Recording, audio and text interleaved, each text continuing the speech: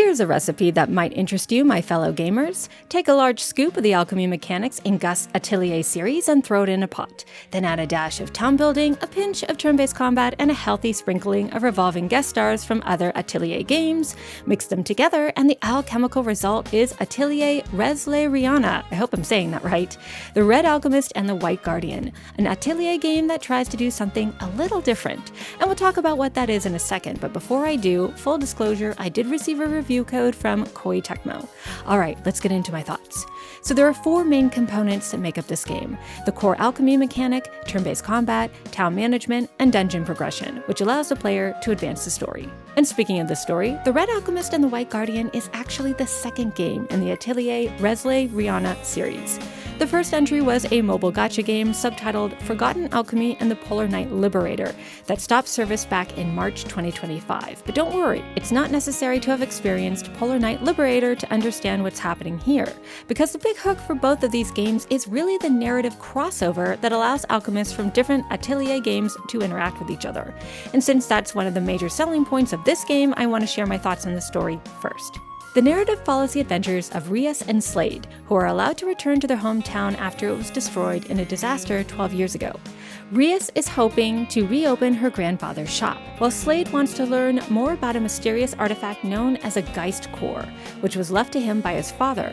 After these two strangers serendipitously run into each other while exploring an old alchemist lair, they both discover they have amazing powers. Slade learns that his father's Geist Core can open up portals to other dimensions called dimensional paths. Rias learns that not only does she have the power to unlock ancient secrets found within these dimensional paths, she also has the ability to wield the lost art of alchemy, which allows her to craft weapons and items that help the pair survive monster encounters inside these strange worlds. Together, they decide to team up and explore new realms while looking for ways to help revitalize their hometown and make sure it's safe from any more disasters.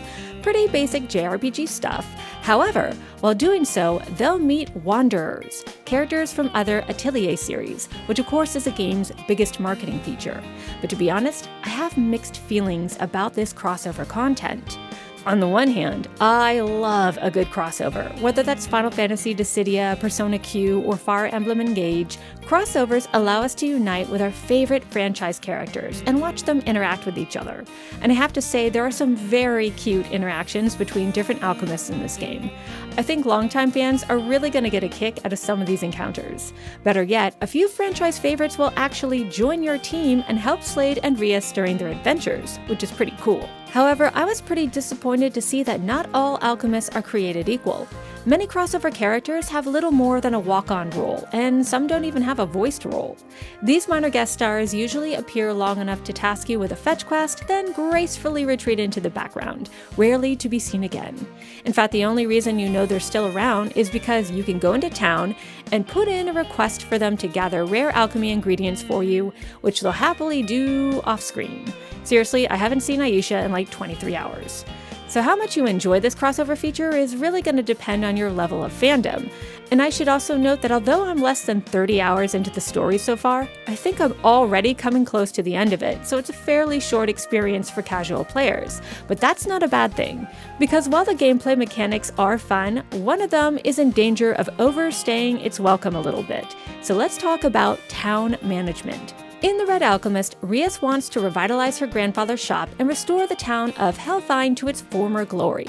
To do so, she'll need to attract customers to her shop by selling ingredients and alchemy-made products, and then use those products and the profits they bring in to invest in the town, which has different individual attributes that need upgrading. Investing in the town and running a successful shop will increase the town's overall level, and you have to increase the town's level to progress the story. Which on the surface is fine, it makes sense. The problem is that there's no easy way to see what your town's current level actually is, and what specific things you can do to hurry your progress along. And that's because the game's menu system and general UI is kind of terrible. It's clunky, it's kind of vague. On top of that, it can take quite a bit of time to level up your town, which really bogs down the pacing of the story, even when you complete repetitive side quests meant to hurry that process along. I was pretty bored at times, to be honest. Well, at least shop management isn't so bad.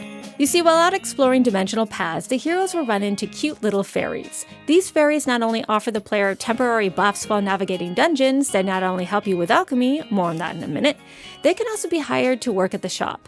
Although hiring fairies, who by the way come with their own shop-related stats, take a chunk out of your gross income, they'll help drive up your overall profits by running your store efficiently and smoothly. They'll even restock things according to categories, saving you time, which is great. In short, the town management system and everything it entails is kind of a mixed bag, but I guess it's still okay? But you know what's better than okay? The combat. The Red Alchemist features turn-based battles that let you control up to 6 characters, 3 in the front row and 3 in the back. The twist here is that you can rearrange the turn order of allies in a few different ways. For example, multi-actions allow back row characters to perform multiple actions in a row if you have enough TP, which I assume stands for tactical points. You can also use TP to trigger Interrupt, which lets a back row character elbow their way into the battle rotation in order to get in an extra hit.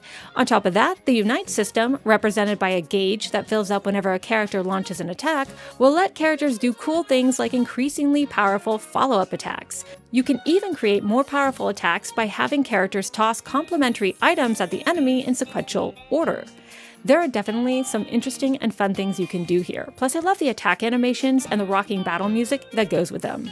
So, thumbs up for the combat. I just wish the randomly generated dungeons and world map were as diverse and fun, but alas, they're pretty bland.